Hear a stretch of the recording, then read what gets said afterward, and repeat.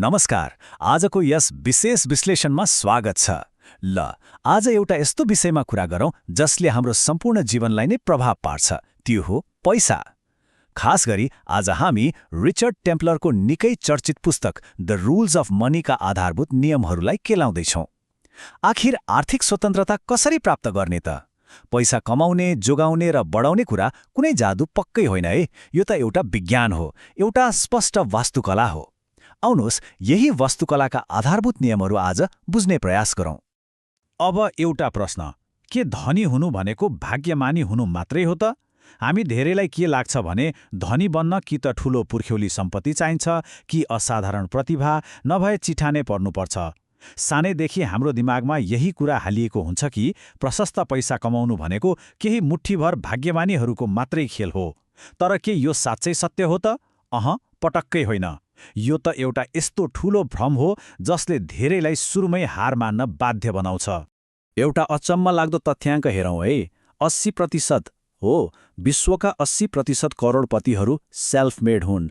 यसको सिधा अर्थ के हो भने उनीहरू आफ्नै मिहिनेत, लगनशीलता र सुझबुझले धनी बनेका हुन्। उनीहरूसँग न त कुनै जादुको छडी थियो, न कुनै करोडौँको पुर्ख्यौली सम्पत्ति नै। यसले भाग्यले मात्र धनी भइन्छ भन्ने पुरानो कथालाई पुरै खारेज गरिदिन्छ र अनुशासन, सही निर्णय अनि निरन्तरताको महत्त्वलाई छर्लङ्ग पार्छ। त्यसो भए उनीहरूले यो कसरी सम्भव बनाए त? यसको लागि एउटा स्पष्ट ब्लुप्रिन्ट छ जसले हामी सबैलाई मार्गदर्शन गर्न सक्छ। आज हामी यी 6वटा मुख्य चरणहरूमा छलफल गर्नेछौँ। पहिलो, आर्थिक सफलताको लागि मानसिकता। दोस्रो, आवश्यकता र चाहना बीचको भिन्नता। तेस्रो, बचेको पैसाको लगानी। चौथो, उच्च ब्याज दरको ऋण निवारण। पाँचौं, सम्पत्तिको सुरक्षा। र छैठौं, एक व्यवस्थित योजना। पहिलो कदम, आर्थिक सफलताको लागि मानसिकता। खासमा कुरा के हो भने सम्पत्ति निर्माण गर्ने यात्रा खल्तीबाट होइन, दिमागबाट सुरु हुन्छ। एकातिर हुन्छ बहाना बनाउने मानसिकता। यस्तो सोच भएकाहरू जहिले पनि भन्छन् पैसा कमाउन त असाध्यै गाह्रो छ, वा पैसा कमाउने समय नै कहाँ छ र। तर अर्कोतिर हुन्छ वृद्धि मानसिकता, अर्थात् धनी भन्ने सोच। यस्तो सोच हुनेहरू भन्छन् सिक्ने अवसरहरू त जताततै छन् नि, मात्र तिनलाई चिन्न सक्नुपर्छ। जबसम्म हामी यो बहाना बनाउने बानी छोडेर वित्तीय शिक्षा र समाधानमा ध्यान केन्द्रित गर्दैनौँ, पैसा पक्कै पनि हाम्रो पछि लाग्नेवाला छैन। अब जाउँ दोस्रो कदममा, आवश्यकता र चाहना बीचको भिन्नता।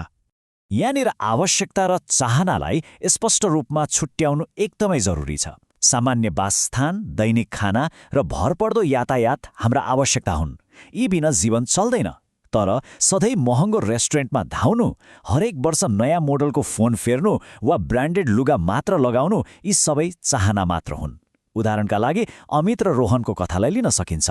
अमितले आफ्ना वास्तविक आवश्यकतामा ध्यान दिए, घर किने र आफूलाई आर्थिक रूपमा सुरक्षित बनाए। तर रोहनले आफ्ना हरेक क्षणिक चाहनालाई नै आवश्यकता ठाने, ब्रान्डेड सामानमा पैसा उडाए र सधैँ पैसाको अभावमै पिल्सिए।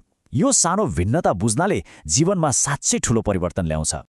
तेस्रो कदम, बचेको पैसा लगानी गर्नुहोस्।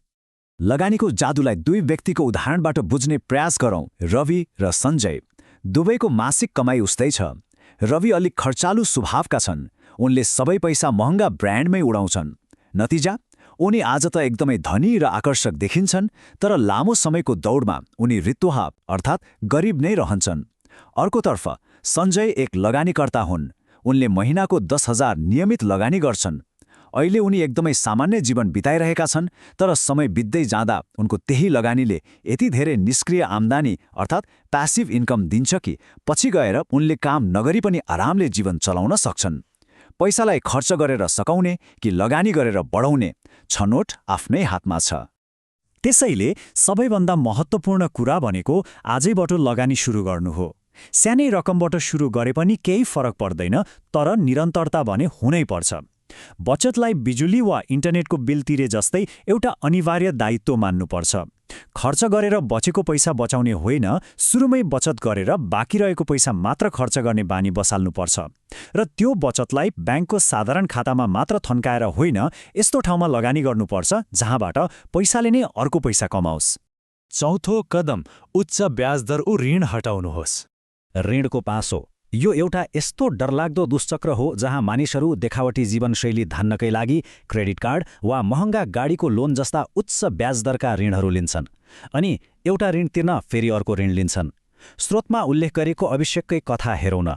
उनले देखावटीपनकै लागि ऋण लिएर महँगा सामान किने। केही वर्षमै उनको आधाभन्दा बढी कमाई त केवल ब्याङ्कको ब्याज तिर्नमै जान थाल्यो। जबसम्म हामी यो पासोमा परिरहन्छौँ, हामी कहिले पनि आर्थिक रूपले साँच्चै स्वतन्त्र हुन सक्दैनौँ। यो डरलाग्दो दलदलबाट बाहिर निस्कन यहाँ 3वटा स्पष्ट र सरल चरणहरू छन्। पहिलो कदम भनेको आफ्ना सबै ऋणहरूको एउटा स्पष्ट सूची बनाउनु हो। दोस्रो, जुन ऋणको ब्याजदर सबैभन्दा उच्च छ त्यसलाई सबैभन्दा पहिले चुक्ता गर्ने लक्ष्य राख्नुपर्छ। र तेस्रो तथा सबैभन्दा महत्त्वपूर्ण कदम, आजैबाट नयाँ ऋण लिन पुरै बन्द गर्नुपर्छ। हो, यो कडा अनुशासन बिना ऋणको दलदलबाट निस्कन लगभग असम्भव नै छ। 5औं कदम, सम्पत्तिको सुरक्षा गर्नुहोस्। जिन्दगीमा जतिसुकै धेरै सम्पत्ति कमाए पनि यदि त्यसको सही सुरक्षा छैन भने त्यो एकै झट्कामा शून्य हुन सक्छ। अचानक आइपर्ने स्वास्थ्य समस्या वा कुनै दुर्घटनाबाट बच्न राम्रो र भरपर्दो बिमा लिनु एकदमै जरुरी छ। आफ्ना सबै महत्त्वपूर्ण कानुनी कागजातहरूलाई बलियो र सुरक्षित राख्नुपर्छ। साथै कहिलेकाहीँ जागिर जान सक्छ वा व्यापारमा मन्दी आउन सक्छ। यस्तो बेला जीवन सहज रूपमा चलाउन कम्तीमा 6 देखि 12 महिनाको सम्पूर्ण खर्च धान्न सक्ने आपतकालीन कोष अर्थात् इमर्जेन्सी फन्ड निर्माण गर्नै पर्छ। यो कुरालाई यसरी बुझौँ, रविले धेरै सम्पत्ति त कमाए तर सुरक्षाका कुनै पनि उपाय अपनाएनन्। जब उनको व्यापारमा अचानक ठूलो सङ्कट आयो, उनले आफ्नो सबै सम्पत्ति बेचेर ऋण तिर्नु पर्यो। तर सुनिल, जसले पहिले नै बिमा र आपतकालीन कोषको राम्रो व्यवस्था गरेका थिए, उनले बिना कुनै ठूलो आर्थिक तनाव त्यो सङ्कटलाई सजिलै पार लगायो। साँच्चै भन्ने हो भने सुरक्षा बिनाको सम्पत्ति भनेको त जग बिनाको घर जस्तै हो, जुन जति बेला पनि ढल्न सक्छ। 6औं कदम, एक व्यवस्थित योजना बनाउनुहोस्। आर्थिक जीवनको एउटा स्पष्ट रोडम्याप तयार गर्न मुख्य 3 कदमहरू छन्। पहिलो, आम्दानी कहाँबाट आउँछ र कहाँ जान्छ भन्ने कुराको एक हिसाब राख्ने बानी बसाल्नुपर्छ।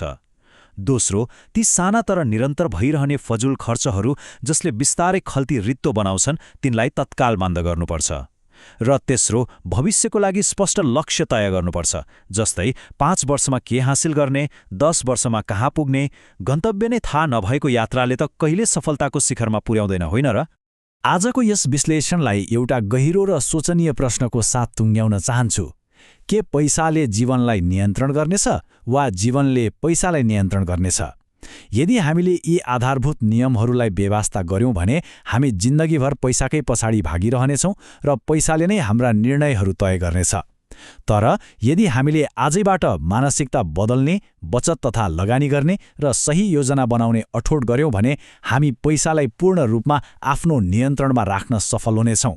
आजको यो चर्चाले पक्कै पनि एउटा ठोस आर्थिक यात्रा सुरु गर्न मद्दत गर्नेछ भन्ने आशा राख्दछु।